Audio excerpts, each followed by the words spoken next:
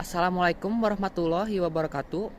Perkenalkan, nama saya Yuda Kusuma dengan NIM nomor induk mahasiswa 010119131445. Saya di sini akan menjawab serta menjelaskan soal ujian akhir semester mata kuliah akuntansi manajemen. Baik, saya akan menjawab soal nomor 1. Di sini saya akan menjelaskan terlebih dahulu jenis usahanya dan di dunia industrinya. Saya di sini memiliki sebuah PT Sejahtera Garmen Berjaya, merupakan perusahaan yang bergerak di bidang garmen atau konveksi yang memproduksi pakaian jadi, khususnya kemeja. Perusahaan ini berdiri sejak tahun 2020. Oleh karena sudah lama berdiri dan berkembangnya perusahaan ini, maka tujuan penelitian ini adalah untuk melakukan riset mengenai penerapan akuntansi pertanggungjawaban di perusahaan tersebut. Metode analisis dari penelitian ini dengan cara menanyakan apakah ada akuntansi pertanggungjawaban di perusahaan tersebut, kemudian apakah syarat-syarat dan karakteristik akuntansi pertanggungjawabannya sudah diterapkan secara baik. Baik, di sini ada sebuah tabel penerapan akuntansi pertanggungjawaban pada PT Sejahtera Garmen Berjaya. Penerapan akuntansi pertanggungjawaban, indikatornya yang pertama syarat-syarat akuntansi pertanggungjawaban. Subindikatornya yang pertama struktur organisasi, yang kedua penyusunan anggaran, yang ketiga pemisahan biaya terkendali dan tidak terkendali, dan yang keempat pengklasifikasian kode rekening. Lalu indikator yang kedua yaitu terdapat karakteristik sistem akuntansi pertanggungjawaban. Yang kesatu, sistem pelaporan biaya kepada manajer yang bertanggung jawab. Yang kedua, adanya identifikasi pusat pertanggungjawaban, seperti pusat pendapatan, pusat biaya, pusat laba, pusat investasi. Yang ketiga, yaitu standar yang ditetapkan sebagai tolak ukur kinerja yang bertanggung jawab atas pusat pertanggungjawaban tertentu. Dan yang keempat, standar pengukuran kinerja manajer dengan membandingkan realisasi dengan anggaran. Yang kelima, adanya pemberian penghargaan dan hukuman secara individu kepada manajer berdasarkan kebijakan manajer yang lebih tinggi. Baik, di sini saya akan menjawab jawaban nomor 2. Struktur organisasi. Struktur organisasi di PT Sejahtera Garmen Berjaya telah menyusun struktur organisasi dengan cukup baik. Hal ini dapat dilihat dari penggambaran secara jelas pembagian wewenang dan tanggung jawab untuk setiap tingkatan manajemen dan hubungan kerja antar bagian-bagian dalam perusahaan. Dengan adanya struktur organisasi memungkinkan keberhasilan program perencanaan dan pengendalian biaya yang ditetapkan. Namun, struktur organisasi PT Sejahtera Garmen Berjaya masih ada yang kurang. Seharusnya ada penambahan manajer yang bertanggung jawab atas pusat-pusat pertanggungjawabannya. Lalu, yang kedua, penyusunan anggaran. Berdasarkan penelitian yang dilakukan, setiap pusat pertanggungjawaban telah menyusun anggaran masing-masing. Penyusunan anggaran pada PT Sejahtera Garmen Berjaya dengan menggunakan pendekatan top-down bertujuan untuk mengetahui jumlah dana yang dibutuhkan masing-masing bagian perusahaan dalam membiayai seluruh kegiatan operasional yang akan dilaksanakan dan sebagai alat bantu bagi manajemen dalam mencegah terjadinya penyimpangan terhadap penggunaan dana perusahaan.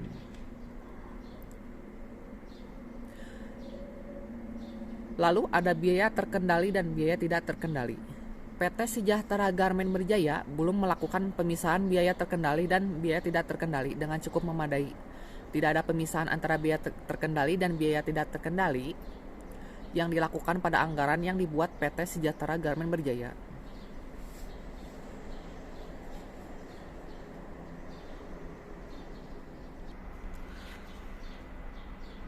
Baik, saya akan melanjutkan dan menjawab pertanyaan jawaban nomor 3. Cara meningkatkan kinerja karyawan berikut ini. Yang pertama, memberikan training. Sediakan waktu khusus untuk mengajarkan skill baru kepada karyawan, bisa mengirim mereka mengikuti pelatihan, baik yang diselenggarakan oleh pihak yang lebih ahli, untuk opsi yang lebih fleksibel dan praktis. Juga bisa mendaftarkan karyawan untuk mengikuti kelas online atau webinar yang ada di internet. Cara ini akan membuat karyawan memiliki pengetahuan yang baru yang dapat berkontribusi untuk memajukan perusahaan. Yang kedua, transparansi dalam penilaian kinerja. Selain disebabkan oleh skill yang kurang mumpuni, menurunnya performa karyawan juga dapat dipengaruhi oleh kesalahan sistem, terutama kesalahan dalam sistem penilaian kinerja. Banyak perusahaan yang masih menerapkan sistem penilaian kinerja tertutup, artinya karyawan tidak dapat mengetahui detail dari penilaian kinerja. Sebaiknya melakukan transparansi dalam penilaian kinerja.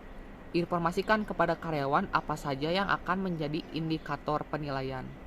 Dengan begitu, karyawan bisa tahu mengapa ia mendapatkan penilaian kerja yang demikian. Yang keempat, menawarkan karir yang berjenjang. Di samping bonus dan kenaikan gaji, karir yang berjenjang juga bisa menjadi motivasi seorang karyawan untuk meningkatkan kinerjanya. Jenjang karir yang disertai kenaikan gaji atau peningkatan insentif lainnya tentu akan membuat karyawan termotivasi.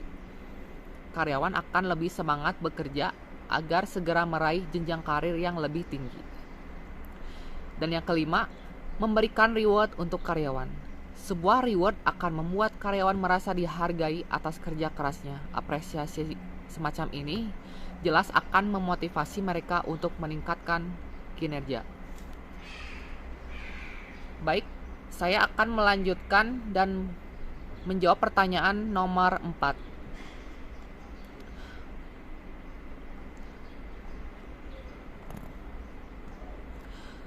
Perusahaan garmen PT Sejahtera Garmen Berjaya memproduksi 2 merek kemeja, yakni merek Taka dan Hanaka.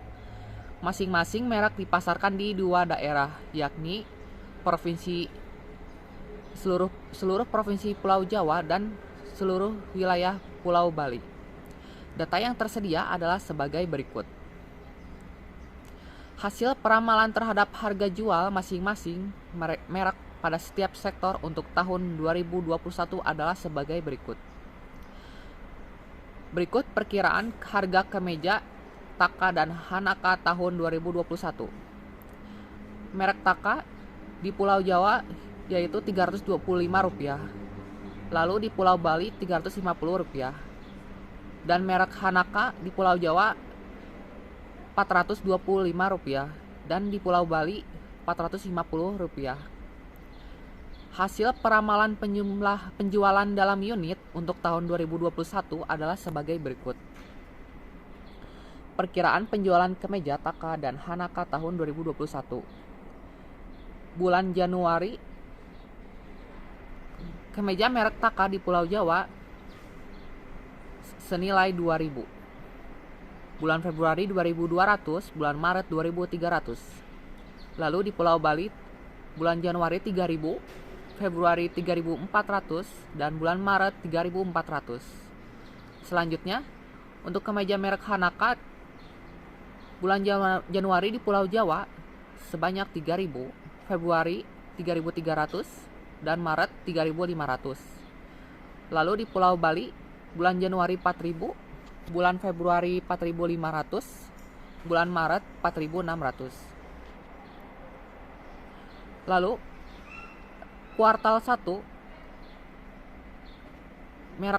kemeja merek Taka di Pulau Jawa sebanyak 6.600, kuartal 2 sebanyak 7.000, kuartal 3 sebanyak 5.000. Lalu di Pulau Bali kuartal 1 sebanyak 9.000, kuartal 2 9.900, kuartal 3 7.000.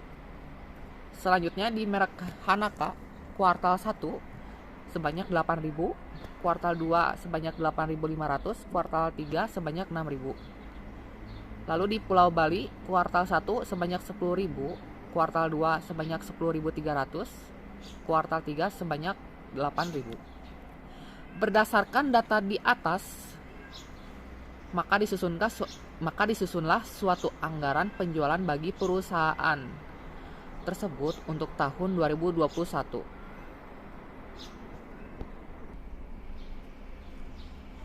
Untuk bulan Januari, Februari, dan Maret, kemeja taka di Pulau Jawa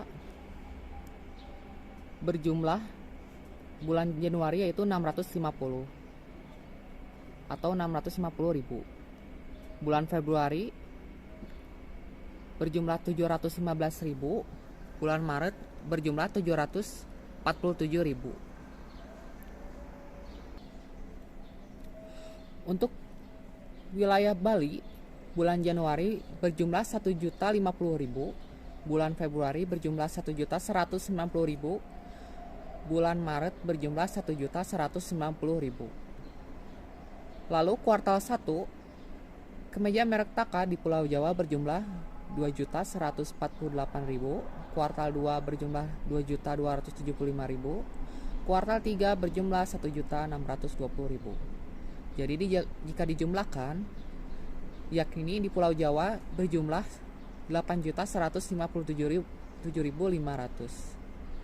Lalu untuk kemeja merek taka di Pulau Bali, kuartal 1 berjumlah 3.150.000, kuartal 2 berjumlah 3.465.000, kuartal 3 berjumlah 2.450.000. Lalu jika dijumlahkan menjadi 2.495.000. Untuk kemeja merek Hanaka di Pulau Jawa, untuk bulan Januari berjumlah 1.275.000, untuk bulan Februari berjumlah 1.402.500, dan bulan Maret berjumlah 1.487.500. Lalu kuartal 1 berjumlah 3.400.000, kuartal 2 berjumlah 3.619.000, dan kuartal 3 berjumlah 2.550.000. Jadi jumlahnya yaitu 13.727.500. Lalu untuk wilayah Bali, merek kemeja Hanaka pada bulan Januari yaitu berjumlah 1.800.000, bulan Februari berjumlah 2.025.000, bulan Maret berjumlah 2.070.000.